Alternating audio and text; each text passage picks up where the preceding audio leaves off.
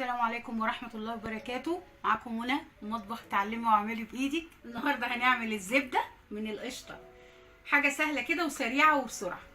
بصوا انا عملتها اهي، دي مرة فاتت فانا مرضتش اسيحها الا لما اعمل تاني. بتجيبي القشطة دي من اللبن او بتشتريها عادي من بره من السوبر ماركت، تحوشي قشطة اللبن بتاعتك وتحطيها في الفريزر. تمام، هنبدأ مع بعض. عندك بقى هنا لا اما تعمليها في الخلاط، اما تضربيها على ايدك، اما يا ستي كمان تعمليها بالمضرب الكهرباء العادي او بالعجان كده زي ما انا بعمل. مش هتاخد منك 10 دقايق ضرب. هتشوفي دلوقتي هوريها لك ازاي.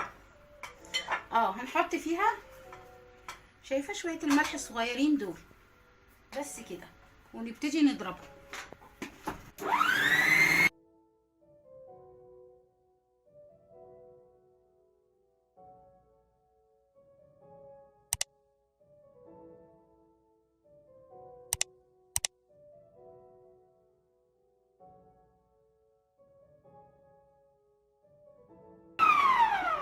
شايفين بتنزل الميه بتاعتها ازاي؟ بس هنعملها شويه صغيرين كمان، يعني 5 دقايق كده.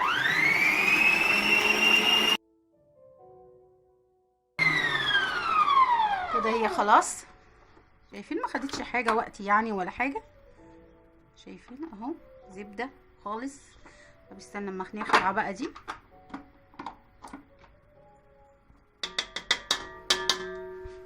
هنا لازم اجيبها بايدي بقى، معلش اهي. شايفين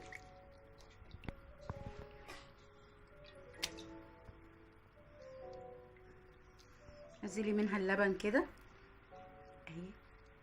خلاص اتعملت. هنحطها بقى على النار مع اختها دي اللي انا عاملاها من قبل كده، ونحطها تتقدح. وما تخلص بقى هوريكم هيبقى عامله ازاي.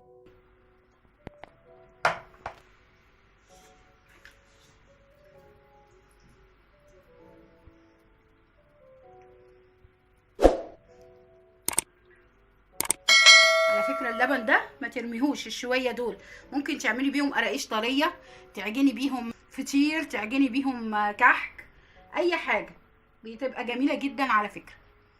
هنحطها على البوتاجاز ونشوف هنعمل ايه بعد كده. اهي على النار موطيه عليها سهاري خالص علشان ما تنحرقش، بس تخلص هوريها لكم بقى تبقى بقى عامله ازاي وهي صافيه. خلاص شايفين ساحت. دول 2 كيلو قشطه، طلعوا لي ده كيلو وده زي كيلو الا ربع. وبصي ودي المرطه في الاخر، ودول شويه اللبن اللي هم في اما ضربناها وطلعوا في الاخر. تعجني بيهم بقى اي حاجه، فطير طري، تعملي بيهم عجائن، ممكن تحطيها في البيتزا، في العجينه بتاعه البيتزا. ما ترميهاش يعني، هي حلوه جدا. دي استخلاص الزبده يعني. ايه رايكم؟ يا رب تعجبكم. اول مره تخشي قناتي اعملي لي سبسكرايب وفعلي الجرس واعملي شير، واهلا وسهلا بيكم. مع الف سلامه.